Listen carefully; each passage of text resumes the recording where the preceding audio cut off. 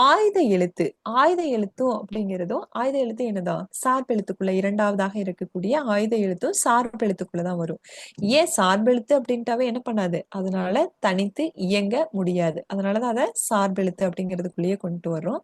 Okay. இந்த ஆயுத எழுத்து 3 புள்ளிகளை உடையதாக இருக்கும். எப்படி இருக்கும்? அதுவே தனித்த ஒரு வடிவம் பெற்றதாக இருக்கும். நுட்பமாலை அக் அப்படின்னு சொல்லும்போது என்ன பண்ணுது? ஒரு நுட்பமான நல்ல ஒரு சவுண்ட் வர மாரி தான் இந்த எழுத்தானது இருக்குது. இது பார்த்தீங்கன்னா, தனக்கு முன்னாடி ஒரு குறில் எழுத்தையும், தனக்கு பின்னாடி ஒரு வல்லின உயிர்மெய் எழுத்தையும் பெற்று தான் வரும். அத ஒரு வேர்ட் நம்ம சொல்றோம் அப்படின்னீங்கனாலே, எப்படி இருக்குன்னா, கண்டிப்பா அது உயிரெழுத்தாகத்தான் இருக்கும். அத்து, இத்து, எஃது, எக்கு அப்படின்னு என்ன சொன்னீங்கனாலே, எக்கு அப்படிங்கிறது வந்து ஒரு இரும்ப சொல்லுவோம். என்ன சொன்னீங்கனாலும் என்ன பண்ணும்? அது அ, இ அப்படிங்கிற ஏ இந்த மாதிரி உயிரெழுத்துக்கள்ல குறில் எழுத்துக்களை அடிப்படையாக கொண்டுதான் பிறக்கும். எது? இந்த ஆயுத எழுத்து. ஆயுத எழுத்தால தனியா செயல்பட முடியாது.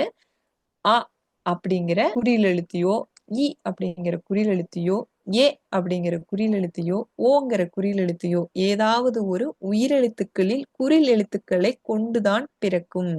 அந்த சொல்லானது தொடங்கும். அடுத்து அத முடிக்கும்போது பார்த்தீங்கன்னா, கடைசியில என்ன இருக்கும் அப்படின்னா, ஒரு உயிர்மெய் எழுத்தாகத்தான் இருக்கும். இப்ப அஃது அப்படின்னு எடுத்துக்கும்போது, அப்படிங்கிறது இத் கூட்டல் உ, து. அப்ப இத்து கூட்டல் ஊ என்ன ஆகுதுன்னா, ஒரு உயிர்மெய் எழுத்து கிடைக்குது. இத்து, இதுங்கிறது என்ன ஆகுது? அந்த இத்து கூட்டல் ஊ, அப்படிங்கிற உயிர்மெய் எழுத்து கொண்டு தான் முடியுது. அதே மாரி நீங்க வேற வேற வேர்ட்ஸ் கூட சொல்லி பாருங்க. எக்கு அப்படின்னு சொல்லும்போது என்ன ஆகும் அப்படின்னா, அந்த அப்படிங்கிறது அ ஏ அப்படிங்கிறது உயிரெழுத்த கொண்டு தான் உயிரெழுத்துக்கள்ல குறில் எழுத்துக்கள கொண்டு தான் தொடங்கும். அடுத்து முடியும்போது எப்படிதான் முடியுது? அப்படிங்கிறது இக்கு கூட்டல் ஊ, அப்படின்னு தான் முடியுது. இப்படித்தான் என்ன ஆகுது? ஆயுத எழுத்து ஒரு சொல்ல வந்து உருவாக்குது. இதனால என்ன பண்ண முடியாது அப்படின்னா, தனியாக செயல்பட முடியாது. இது என்ன ஆகுது? உயிரெழுத்துக்களையும், அதோடு சேர்த்து உயிர்மெய் எழுத்துக்களையும் கொண்டு தான் என்ன பண்ண முடியுது? இதனால ஒரு நிலையா நிக்க முடியுது.